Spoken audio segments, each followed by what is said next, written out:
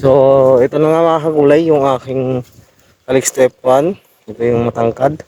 At ito yung aking inaharbisan. So, ngayon, ganito na ang itsura niya. Ayan, isang magandang umaga mga kagulay. At yun, isang maliwalas na umaga para sa ating mga magugulay at medyo napahinga na yung pag-uulan. At ngayon, nandito ako sa may aking Alex Step 1 na pinroning. So, ito po siya. At mga kagulay, mamaya pupunta tayo dun sa kabila. Ayun yung talong na matatangkad.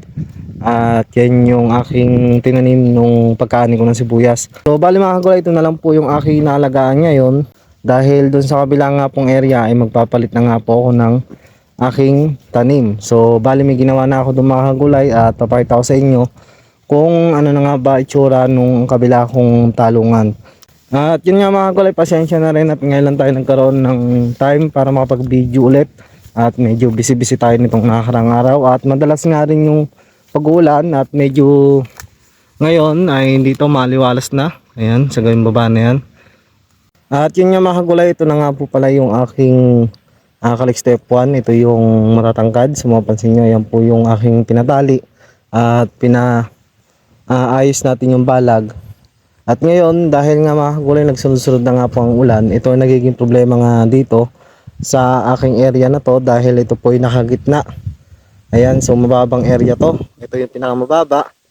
At mapansin nyo mga kagulay, meron din ako mga katabing palay dito. Kaya ang area na to ay medyo nilamig. At ito, gantong season nga po, bago mag-August, ay dito pinapalitan ko na siya ng tanim para sa ganon ay mapakinabangan pa yung ating kinabit at saka binalag dito po sa Calixto F1 para masulit po yung pagtatayo ng balag dito ay tinataniman po namin ito ng ibang gulay. Kalimitan po kasi tinatanim namin pagkayari nga pong talungan dito sa area na to ay amin pong tinatamnan ng sitaw. Mapansin nyo nga pala mga kagulay, itong limang plat na to ay akin pong kahapon ko lang na-sprayan at to nung isang araw, so mas sunog po ito.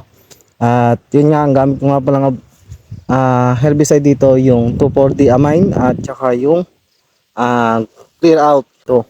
Yung Calixto F1, ayan. Makikita nyo, ang ganda ng gitna niya, malinis. At tumatalab na rin po yung mga herbicide. So yun, update ko lang kayo mga kagulay dito.